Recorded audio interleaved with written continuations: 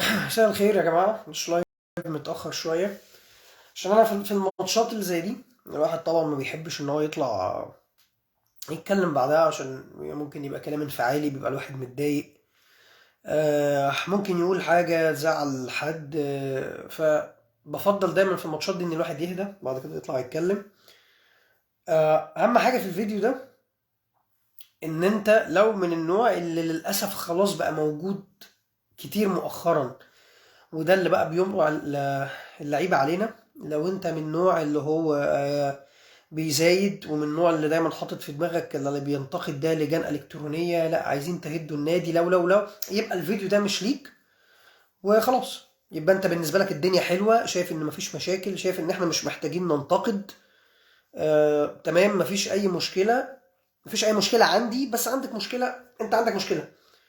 لو انت شايف ان باداء زي ده تمام مفيش مشكله، والناس مقفوره ليه بنتيجه زي دي، فخلاص الفيديو ده مش ليك. طبعا رايك يحترم، ما بقولكش الفيديو ده مش ليه، ان انا ما يشرفنيش وجودك او ان انا اللي فاهم وانا جامد وانت لا لا طبعا. لكن انت هتتضايق. هتتضايق ليه؟ عشان الفيديو ده احنا بنتكلم في حاجات، او هنتكلم في حاجات مش موجوده في الماتش ده بس. فلو انت من النوع اللي لسه بتتكلم في حته قفشه دلوقتي بقى وحش، ده اللي جاب القاضيه، الشناوي دلوقتي بقى وحش، ده حارس مصر الاول، كولر معرفش بقى ايه، ده عامل كاس عالم، الشحات ايه، ده لاعبين كاس عالم. لو انت من النوع ده، فزي ما بقول لك طبعا انت تنورني ورايك محترم، لكن الفيديو ده مش ليك. آه انا هنبدا اول حاجه. اول حاجه في الماتش، انا بالنسبه لي خلينا ناخدهم حاجه حاجه. انا بالنسبه لي بقالي فتره التشكيل بتاع كولر مش واضح لي. ولا يا سيدي الفاضل، ما بيتعملش عليه اللعبة بتاعت موسيماني، لا مش عايزين نمشي الراجل. انا لسه عامل فيديو من اسبوع كنت بحذركم من ده. لكن لازم تفهم ان ده مش معناه ان خلاص ما ننتقدش، او ان احنا ما نطلعش نتكلم. في فرق ما بين ان انا بقول لك في غلطات عملها في ماتش، وما بين ان احنا بقينا كلنا هجوميين. يعني للاسف ما بقاش بقى تجاه الخصم بس، لا احنا من جوانا بقينا هجوميين. فانت تيجي تنتقد على ماتش ان كولر بدأ بتشكيل غلط، تلاقي كومنتات ان انت دخلت في دوامه، ايوه اللعبه اشتغلت، لعبه موسيماني بتتكرر، كولر خلاص بقى وحش عايزين تمشوه. انا بكلمك على غلطه حصلت في ماتش. لازم يبقى عندك الموضوعيه دي، لان النقد ده انت دلوقتي عارف اللعيبه ده جيل سوشيال ميديا. هو بيخش يشوف الخناقات دي بيحصل ايه. بيحصل زي ما اخو قفشه عمل للاسف من اسبوعين، طلع قال لك دي جماهير لا مؤاخذه، وجماهير مش فاهمه ليه، ما احنا اللي بنعمل ده في بعض. ما هو دخل بيلاقي الناس ناس بتقول اخوه وحش، وناس لا ده قفشه بتاع القاضيه، كفايه تكسير في اللعيبه، كفايه كفايه كفايه. فاخو قفشه نزل بوست عمل ايه؟ قال لك لا يا عم اخويا محبوب، هو اخويا زي الفل. الجماهير اللي بتنتقده هي اللي مش فاهمه حاجه. فاحنا دلوقتي هنتكلم في نقد، انا دايما هتلاقيني بتكلم في نقط معينه، ما بعممش. دي حاجه لازم تبقى فاهمها. اللي بيعمم ده اللي تقلق منه. يعني اللي تلاقيه طالع بيقول لك كولر وتشكيل خاطئ اخر للمره الكام معرفش كام، كولر مدرب مش خامه النادي الاهلي، لا ده خلاص ده تفهم لا. ليه؟ لان ده بيقول لك ان الراجل بقى وحش في المطلق، ده بيقول لك ان الراجل مش نافع في المطلق. احنا ما بنعملش ده. وتعالى اقول لك الاسباب ونتكلم فيها كوره. انا النهارده فريق زي الهلال ما لعبش بربع جنيه كوره. الهلال بدأ يلعب كوره في الشوط الثاني عشان انت سبت له الكوره، عشان انت كنت وحش. زيه زي في الدوري لما بتلاقي نفسك فجأة رحت متعادل مع فاركو، ولا فجأة رحت السنة اللي فاتت مغلوب من الانتاج، ولا الفرقة دي تبقى تقيلة، لا انت بتسيب لها الكوره. فمبدئيا الهلال ما لعبش كوره، ولعيبه باينه ان هي على قدها. فانت بادئ باتنين هاف ديفندر ليه؟ يعني انا اصلا مع احترامي لفريق الهلال انا خايف من ايه ان انا انزل حمدي وجنبيه ديانج. يا راجل ده انت في ريال مدريد لعبت بلعيب رقم 6 اللي هو ديانج مبدئيا، وقعدت حمدي. انت كنت شايف الماتش مش مستاهل انك تلعب باتنين ديفندرين، ونزلت لي قفشه ونزلت لي السوليه. فلما الاقي قدام الهلال بلعب باتنين هاف ديفندرات، لا يا جماعه ده سؤال منطقي ان انا هسال معلش بس انت كولر انت شايف الماتش ازاي؟ انت قاريه ازاي؟ ما ده طبيعي جدا. طبعا لسه هجيلك بقى في التغييرات وفي الكلام ده كله. فبدايه انا نازل لاعب هاف ديفندرين قدام الهلال ليه؟ تضغط وتفتح الملعب واهجم. ايه اللي كان يحصل في الماتش ده من وجهه نظري؟ انت تبدا بحمدي فتحي. حمدي فتحي لوحده هيامن لك ورا، لان تاني هو الهلال ما لعبش كوره. فهو حمدي فتحي لوحده كان هيبقى كفايه، مش ديانج، عشان ديانج فيه تذبذب في المستوى. انا برضو في حاجه مش فاهمها الكوره، اللعيبه اللي فيه تذبذب، طب انت بتدبسها ليه؟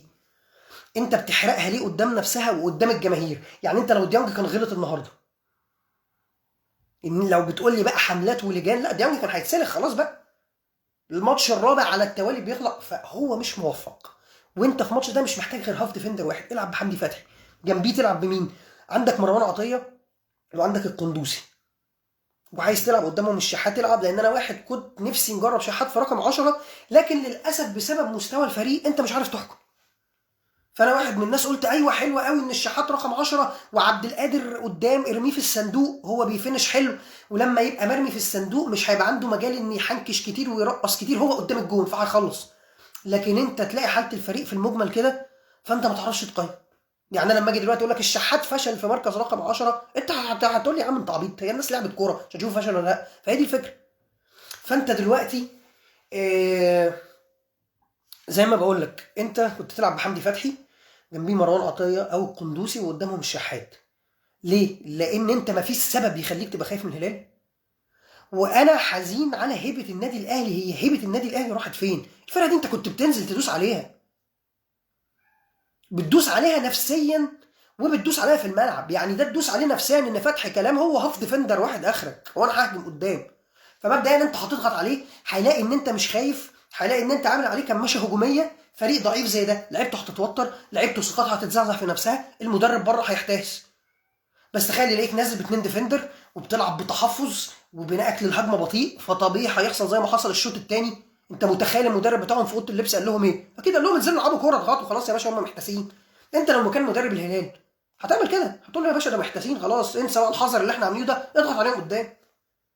الجانب الثاني، ليه ان مروان عطيه والقندوسي لازم تلعبهم اكتر، وانا مش عاجبني حته اتنين هاف ديفندرات عشان ما تحرقش الناس دي، وهنلاقي نفسنا احنا جايين بعد كده اصل مروان عطيه فعلا بقى، هتلاقي الكلام هيبدا يطلع بقى، الناس اللي بتصطاد في الماء العكر، لا ده مروان عطيه ده شكله فعلا كانت صفقه كياده، لا ده القندوسي بقى فعلا الاهلي شكله مش محتاجه. انت هتحرق اللعيبه دي ليه؟ ليه هتحرق؟ لان في ناس للاسف ناس بتحكم بسرعه. فانا مثلا في واحد صاحبي قال لي معلش ما القندوسي نزل النهارده عمل ايه؟ قلت له يا جدع، يا جدع انت شايف حاله الفريق عامله ازاي؟ قندوسي ايه اللي لعب عمل ايه؟ فانت هتحرق اللعيبه تدبسها في موقف زي ده. انت لو فضلت بتعمل في مروان عطيه والقندوسي زي ما انت مكمل، هنزل بهاف ديفندرين وقدامهم بقى مره حنكش وارمي قفشه، ولسه هنيجي القفشه تاني عشان خلاص يعني، او الشحات، واجي بقى ايه بقى تغييرات كولر في الدقيقه 75 ومغلوب ولا متعادل والدنيا متقندله، او ايه رامي مروان عطيه والقندوسي، وهتطلع الجماهير بعدها تقول لك والله لما بينزلوا ما بيعملوش الفارق، انت عايز تعمل ايه؟ فواحد زي القندوسي النهارده انا قاعد باصص له معلش يا ابني ان انت اول ماتش تلعبه كده، ويا رب يا ابني الناس تفهم، فما نلاقيش حد طلع بيقول القندوسي شكله في شنك، وحصل. انا لقيت صفحات في النادي الاهلي كده، بدايه غير مبشره للقندوسي، يا جدع غير مبشره ايه؟ فانت هتحرق اللعيبه دي. ومروان عطيه والقندوسي والله العظيم هيغنوك عن رقم 10، مش هتبقى محتاج رقم 10. انت لو لعبت حمدي ومعاه مروان عطيه والقندوسي، الناس دي بتعرف تهاجم حلو، بما فيهم حمدي بقى بيزيد حلو، والناس دي بتعرف تدافع حلو. هتلعب بخط وسط دايناميك ليه؟ عشان والله العظيم انت في الدوري، انا اسف في اللفظ، انت بتلعب فرق معتيه معتيه والله العظيم على الافوره اللي انت مافورها، واتنين هاف ديفندرات وانزل قفشه يمسك بس الكره في نص الملعب ويهدي الريتم. يا عم الناس معتيه، الناس معتيه والله العظيم. انت شوف ماتش الزمالك ده، انت كاهلي وانت عارف ما لعبتش ب 2 جنيه كوره ولبيتهم 3. فانا اصلا سواء محلي او قاريا قدام فريق زي الهلال انا خايف من ايه؟ بلعب باتنين هاف ديفندرين ليه؟ دي اول حاجه. طيب تاني حاجه، التغييرات. انا مش فاهم ليه كولر بغض النظر النتيجه ايه، هو مفيش تغيير قبل الدقيقه 70 75 ليه؟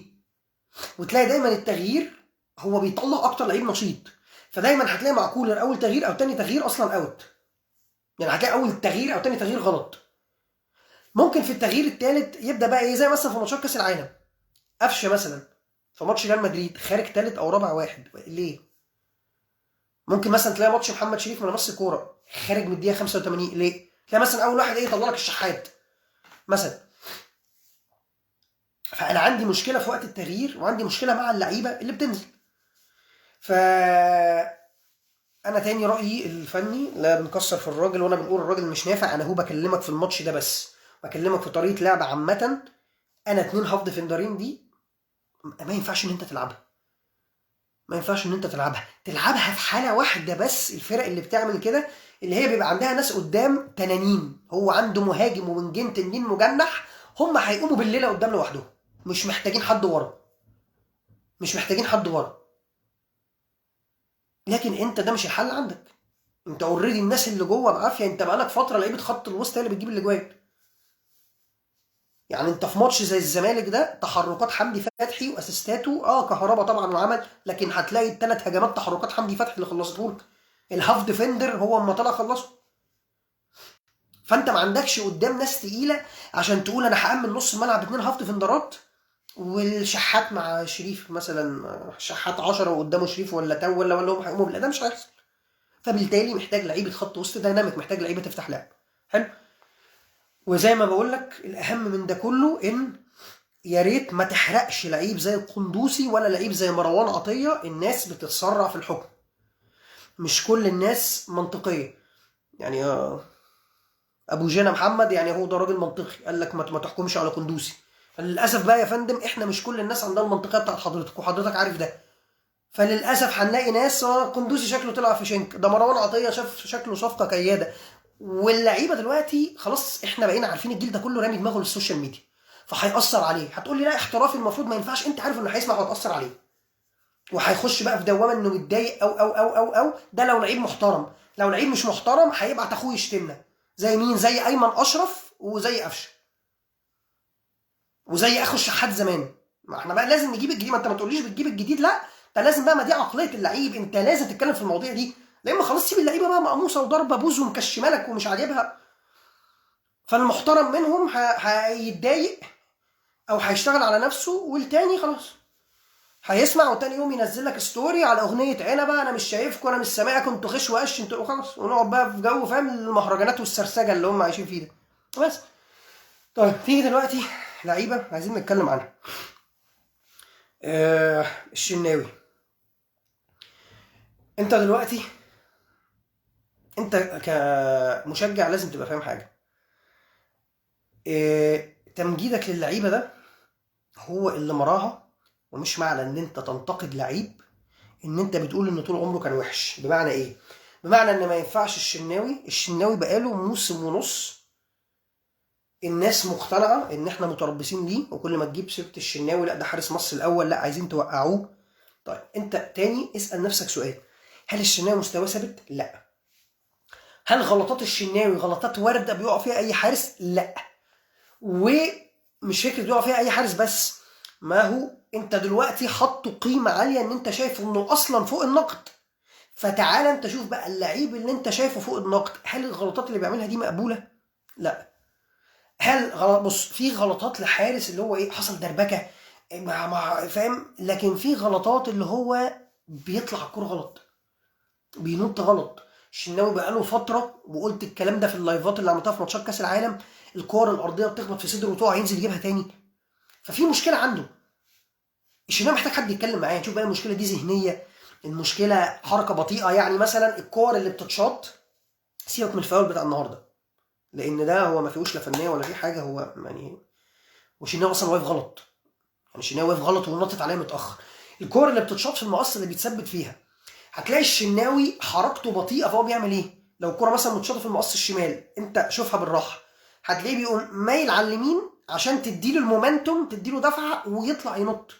فده بطء، على الطلوع في الكوره، ودي حاجه متكرره. بيطلع على الكوره غلط في الانفرادات، دي حاجه متكرره. فما ينفعش ان انت تبقى لسه في نغمه اللي هو ان احنا متربصين بيه والموسم اللي فات حاطينه في دماغكم. اسال انت نفسك تاني، هل انت متقبل ان ده يبقى مستوى الحارس بتاعك ومستوى كابتن الفريق؟ وشرط الكابتنه دي لازم يتفتح لها موضوع جد هنتكلم فيه في وقت تاني. اللعيبه ما فيش كابتن في الفريق بيشخط فيها، كابتن الفريق نفسه مش مركز. ومش عشان غلطات فنيه يا جماعه، احنا مش تافهين والله، مش هقول لك شيل الشر عشان بيغلط فنيا، هي شرط الكابتنه ملهاش علاقه. هل دايما كابتن الفريق بيبقى احسن لعيب فنيا؟ لا. فانا هنا بكلمك فعلا على صفات الكابتن. صفات الكابتن اللي في مرقعه زي دي لازم يشخط. هو يا جماعه ايه اللي بيحصل؟ ما احنا لسه من اسبوع لاعبين ماتشات حلوه وماتشات احنا اشدنا بيها، وماتش ريال مدريد اشدنا بالاداء. مين بقى اللي بيشخط يقول ايه المرقعه دي؟ هتلاقي مش موجوده، او هتلاقي لعيبه ثانيه غير الكباتن. يعني هتلاقي حمدي فتحي هو اللي بيزعق مثلا لعبد القادر لما يحط الكوره تحت رجله كتير، ودي بانت اكتر من مره. كابتن فريقي فين؟ طب ما هو عبد القادر ممكن يرد على حمدي فتحي، انت بتكلمني ليه؟ ما هو مش الكابتن. لا، شوف اللعيبه اللي عندها صفات قياديه اديله شرط الكابتنه فيبقى رسمي. اللي هو بقول لك ايه، هو حمدي فتحي الكابتن اسمع كلامه، هو علي معلول الكابتن اسمع كلامه. لكن انا عندي كابتن فريق هو متوتر وهو مخضوض، وفي ماتش زي ده بنسال السؤال اللي على طول احنا بنساله: مين بيشخط في الملعب؟ مين بيزعق للعيبه في ماتش ريال مدريد لما جت الكاميرات على الدكه لقيناهم بيضحكوا؟ قفشه وشريف. وانت كارثه لو انت شايف ان ده بعيدا عن الاداء، انت عايز تقطع في الناس وايه اللي دخل ده في ده. كارثه لو انت مش شايف ان ليه علاقه. لا، ليه علاقه. في لعيبه مش مهتمه، اقسم بالله انت ما فارق معاك كمشجع، اقسم بالله نتيجه الماتش مش فارقه معاه. انت ما ينفعش المواقف زي دي تعديها. يعني انا النهارده اتكلمت ونزلت الصوره، انا بتفرج على التلفزيون على بين سبورت، انا فتحت اللابتوب وجبت الماتش اونلاين عشان ارجع البافر، وجبت الموقف. اقعد قول لي بقى شمس ضربه في عينه، قول لي بيجز، لا قفشه كان بيضحك، لان قبل ما الكاميرا تتشال هتلاقي في جزء من الثانيه القندوسي راح ضاحك، فلا هو كان بيهزر مع القندوسي في الدقيقه 80 واحنا مغلوبين. والسؤال الاهم عشان الناس اللي داخل كفايه بقى فتنه، عايز تعمل فتنه في الفريق، الراجل الشمس ضربه في عينه، هو قفشه محتاج فتنه؟ يعني اعقل بس الكلمه، اللي بيعمل فتنه ده او عايز يكسر في الفريق بيعمل ايه؟ بيكسر في اللعيبه الكويسه. ما انا واحد لجان وحضرتك شايف ان انا بعمل فتنه عشان بنتقد قفشه. اسال نفسك، هو قفشه نجم الفريق عندي اللي لو الراجل ده عدو للاهلي هيبقى عايز يكسره؟ طب لو كده بقى، ما انتقد بقى مثلا حمدي فتحي، انتقد عبد المنعم، افضل اكسر لك في واحد زي مثلا مين تاني لعيب كويس، اللعيبه المتالقه معلول، افضل اقول لك لا الشحات مستواه لا رجع ولا حاجه ولا بيحاول ولا حاجه، افضل اقول لك لا ده هاني ده هاكس، انت مصدق اللي هاني بيعمله ده؟ هو كان ماتش حق. ما هنتقد لك اللعيبه اللي بتعمل مجهود، مش انا واحد بقى نيتي عايز اكسر. لكن هنتقد قفشه، هنتقد قفشه. انت شايف ان قفشه محتاج يتعمل له فتنه؟ انت شايف ان انا انتقادي لقفشه ده اللي انا بضرب في زعزعه الفريق؟ ده هو الفريق متزعزع بسبب ان قفشه ده جوه النادي، دي مصيبه مسيحه وغير فنيا كعقليه. قفشه محتاج فتنه. قفشه من اسبوع اخوه طلع شتمنا، وعشان الواحد فعلا مش عايز فعلا بقى يكبر المواضيع، قلت احنا عندنا ماتش مش هطلع اتكلم، ما اتكلمتش في موضوع اخو قفشه. انت اسال نفسك، شايف ان قفشه ما كانش محتاج يتكلم فيه غير لو انت اتضحك عليك وصدقت موضوع ان اخوه اعتذر ونفى؟ لا، لان اخوه مسح البوست. فاللي بيقول لك ما حصلش ما نزلتش ده، هو احنا هبل يعني؟ ما احنا دخلنا على اكونت اخوه لقينا البوستات موجوده، ودخلنا بعدها لقيناها اتمسحت. يعني مثلا مش الاكونت اتعمل له هاك فانا رجعت الاكونت وعملت اكونت تاني، لا انت دخلت مسحته. فانا بقى عندي مشكله ان انتوا يا جماعه شايفيننا هبل للدرجه دي، ومع احترامي لما تلاقي ناس صدقت فانت تزعل تقول لا احنا شكلنا هبل. انا اسف بقى جدا يا جماعه، احنا واضح ان احنا هبل للدرجه دي. كميه الناس اللي لقيتها لا ما حصلش يا اخوه طلع نفى، كميه الناس اللي دخلت النهارده تقول لي انت ده عامل فتنه وعايز تسخن الناس على قفشه. سخن الناس مين على قفشه ايه؟ واقول لك على حاجه، لو انت شايف الموضوع شخصي يا ريت يسخنوا، لان هرجع واقول لك تاني، هل ده نجم الفريق اللي لما اعمل حمله شخصيه عليه زعزعه الفريق ده؟ يا ريت. انا بالنسبه لي واحد زي قفشه وواحد زي شريف ده، انا مش هضحك عليك اهو بقول لك صراحه وبرجوله، هو عايز تاخدها شخصيه كعقليا وكفنان، انا نفسي اغمض عيني وافتح عيني انا الاثنين دول مش موجودين، وياخدوا معاهم 5 6 لعيبه تانيين. فاحنا شايفين الكوارث دي كلها ولسه قاعدين اللي هو حرام عليكم اللي بتعملوه في الشناوي ده حارس مصر الاول. قفشه كان حلو ساعه القضيه، اتكلم في المواضيع تاني. اللعيبه بتخش تشوف الكلام ده، اللعيبه بتخش تشوف الكلام ده. هو هيخش يشوف ان لما حد بينتقد وناس بتخش تشتم وبتاع يقول لك طب مش انا زي الفل تمام ما فيش مشكله اهو. لا ده لسه بيحتفلوا بالذكرى بتاع القضيه. طيب لو انت مستبعد، انا همشي معاك ان النهارده لا هو ما كانش بيضحك، ما كانش بيهزر مع القندوسي، هو قفشه كانت الشمس ضاربه في عينه فعمل كده والكلام اللي اتقال حلو. ماتش ريال مدريد ما كانش قاعد بيضحك على الدكه، ما شفتهاش، ما شفتش نفس بعد ماتش ريال مدريد هو وشريف لما جريوا عايزين يبدلوا التيشيرتات ونفس الحكايه مع فلامينكو. فانت ليه مستبعد النهارده ان انا بقول لك ان لا الشمس ضاربه في عينه وما كانش بيهزر؟ لا دي حقيقه. انت عندك في لعيبه هي مش مهتمه، انت عندك في لعيبه هي فعلا مش متضايقه. الاهم من ده كله دي الرساله اللي انت بتوصلها للقندوسي. يعني انت واقف بتهزر معاه وبتضحك اللي هو يا عم صباح الفل، شايف احنا هنا اهو احنا عادي مغلوبين وبنهزر وبنضحك وبتاع. دي الروح اللي انت بتنقلها للفريق للعيب الجديد. بس هرجع اقول لك تاني، مفيش قائد يطلع يزعق يقول ايه المرقعه اللي بتحصل دي. يعني انت عندك واحد زي حسام غالي مثلا، لو كان موجود في المنظر بتاع واحنا مغلوبين في ريال مدريد والشريف وقفشه بيضحكوا على الدكه وكل واحد واقف امن على مودريتش عشان ابدل التيشيرت، اقسم بالله كان راح اتخانق معاه.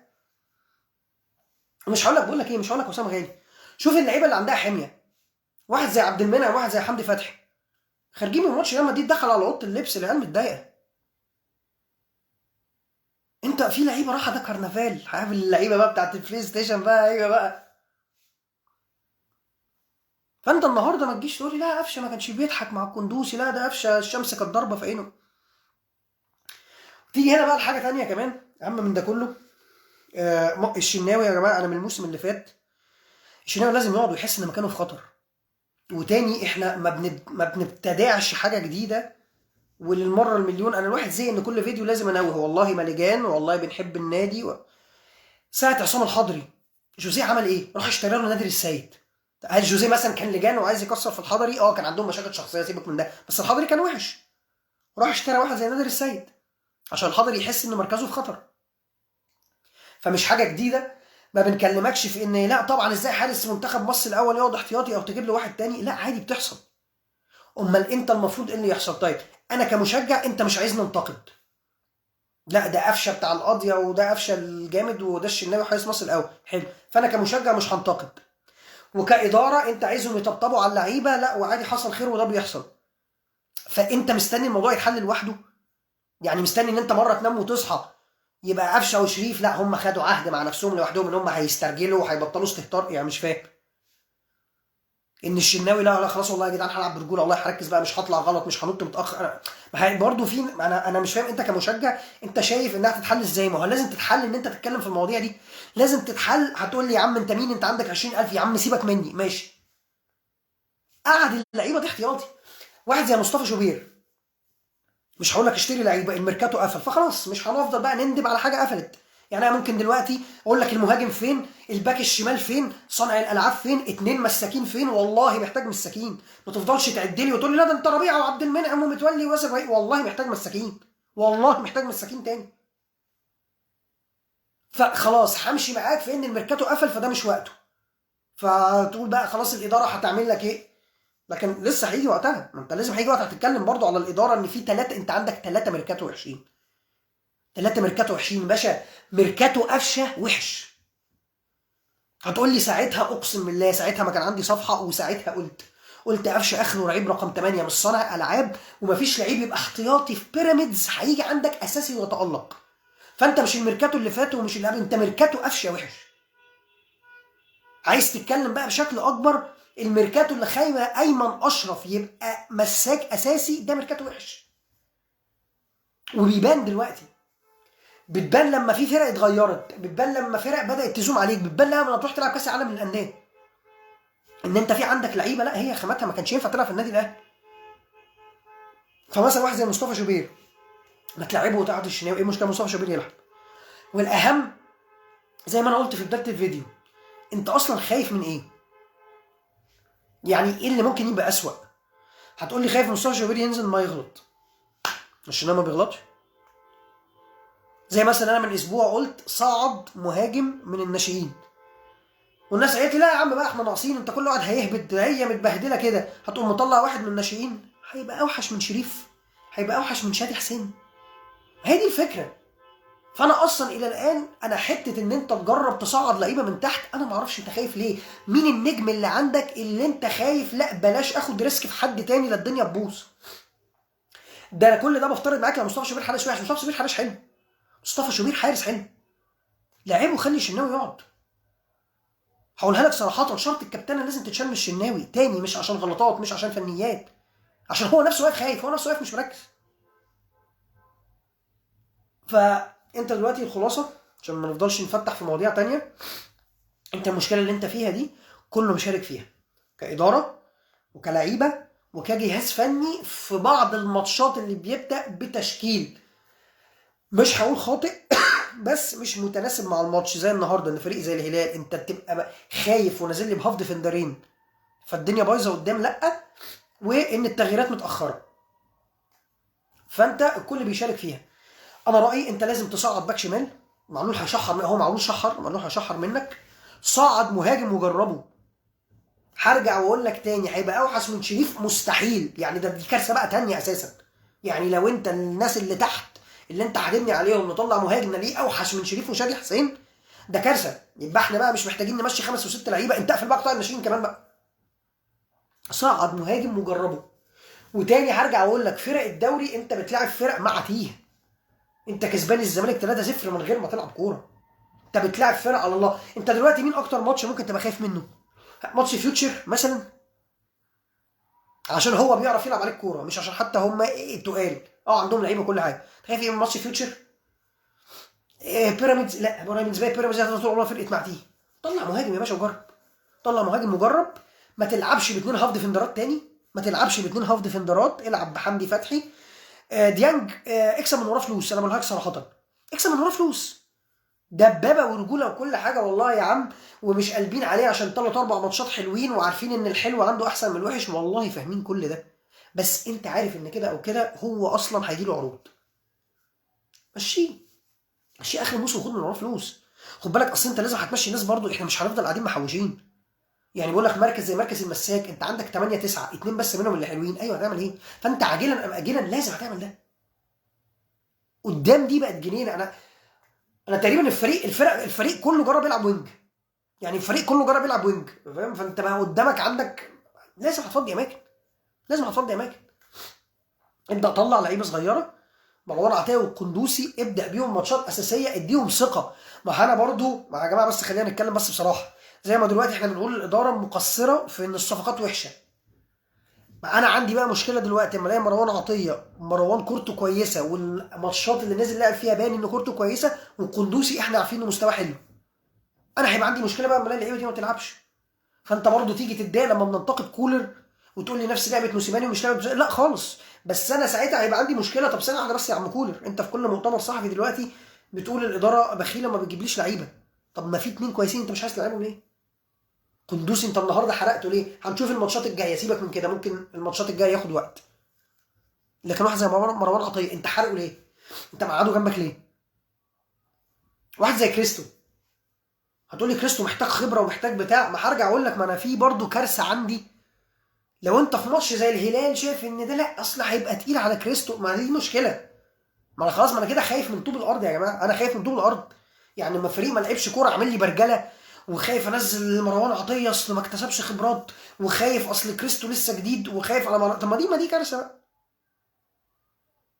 اخر حاجه عايز اقولها بقى لمجلس الاداره، احنا لازم يعني، انا اسف في اللفظ، تشقلب وشوف حل جذري، لان كل بقى مين هب ودب بيتطاول عليك. ان الاقي اعلام زي الهلال قمه قله الادب اللي كانوا فيها الاسبوع اللي فاتوا، الاقي الجماهير بتاعتهم، هو المفروض ما فيش جماهير، وسامعين ناس بتشتم من بره، الدكتور بتاعهم ينزل يرش بنج في وش محمد عبد المنعم. لا ما انت كده ملطشه، ما تطلعش تقول لي بقى علاقات اخويه وما تقوليش لا خلاص. انا كده بيتعلم عليا كوره، وبيتعلم عليا اعلاميا، وبيتعلم عليا جماهيريا، وبيتعلم عليا من دول. لازم تشوف حل في ده. ما تعملش زي الماتش اللي فات وتقول حفاظا على العلاقات مش هنصح. وهو انا ليه دايما انا اللي بحافظ على العلاقات؟ مش فاهم. يعني انت تيجي تقول لي عايز فتنه ما بين الدول، يا باشا هو اللي شاتمني الاول، ما تروح تقول له. في ذكر عندك هنا طلع وجه رساله للاعلام السوداني وقال عيب، قال ما ينفعش تقول حاجه زي دي. المضحك ان الوحيد اللي قال كان ميدو. فانت متخيل الخيبه لما انا اطلع اضطر ان انا اشيد بميدو. ميدو الاعلامي مش ميدو المدرب، عشان هو في ميدو الاعلامي وفي ميدو المدرب وفي ميدو اللي عضو في شركه زد وفي ميدو اللي بيعمل لايف بالليل، فاهم، بعد السهره الحلوه يهبهب بكلام. فهو في 5 ميدو. فانا دلوقتي انت متخيل الكارثه ان انا اطلع اشيد بميدو الاعلامي ان هو اللي رد وقال عيب تقول الفتى المدرب؟ انت متخيل العبث اساسا؟ فلا انا بقى الموضوع بالنسبه لي بقى الموضوع مضايقني ومأثر عليك في الكوره. لازم الحاجات دي كلها ليها عوامل في نفسيه اللعيبه، وفي الطريقه اللي بقت الفرق المنافسه بتنزل تلعبك بيها. هم مش خايفين منك. هو اعلاميا طلع شتم فيك، جماهيريا حاطط عليك، مجلس ادارته طلعت هلفطت بكلام وشتمتك، لعبت ونزلت النهارده الشوط الاول لقيتك خايف ومش عايز تلعب وبتلعب بهاف ديفندرين واللعيبه اللي قدام معميه، راح نازل هو الشوط الثاني لعب عليك كوره وكسبك بس. فكل دي العوامل ليها علاقه ببعض. انت من الناحيه الثانيه ايه؟ والله ما التوفيق، اصل ما جاش وان شاء الله خير واللي جاي احسن عادي، مش متضايقين عادي. هم هتلاقيهم النهارده برضو، احنا في ماتش في السودان بقى، لو كان في القاهره كنت هتلاقي السهره اياها بتاعت قفشه وايمن اشرف ومحمد شريف قاعدين في ناصر البرنس بياكلوا لحد الساعه 2 بالليل. شكل الحاجات اللي كنا بنحذر منها زمان. كان بيبقى هي بص قفشه، والله قفشه زي العسل، نزل فيديو وهو بياكل البتنجان، حضرتك ده الساعه 6 الصبح وده رياضي، بتنجان ايه اللي باكله من العربيه؟ فانت بتشوف عواقبها دلوقتي. وللاسف لسه في ناس بتطبطب، ده هيفضل يمري على اللعيبه. فهو الموضوع مش فني بس، الموضوع ليه دخل كذا عوامل، وللاسف بقى العك ده كله مشارك فيه. فلو انت كمشجع عايز فعلا تبقى بناء، تقول شهادة حق وتنتقد كله عشان كله يستاهل الانتقاد. لو انت لسه هتبقى اصل انا بحب الاداره فاللعيبه بس، او لا انا كاره دلوقتي محمود الخطيب فاللعيبه حلوه، او لا اصل انا كولر داخل دماغي فهو الوحيد اللي حلو وكلهم وحشين، صدقني هتيجي بعد كده انت اللي هتتضايق، وهتيجي في وقت هتقلب على كله. فخليك منصف مع نفسك قبل ما تتهم ناس تانية او قبل ما نزايد. وتأكد اللعيبة دلوقتي في الجيل ده كله قاعد بيبص على السوشيال ميديا، وانت عارف دماغهم صغيره وعارف اللعيبه فاضيه وداخله بتبص، فكل ما بيشوفوا التطبيل يبقى بالنسبه لهم تمام زي الفل، الجماهير بتحبني ومفيش حاجه. تصبحوا على خير.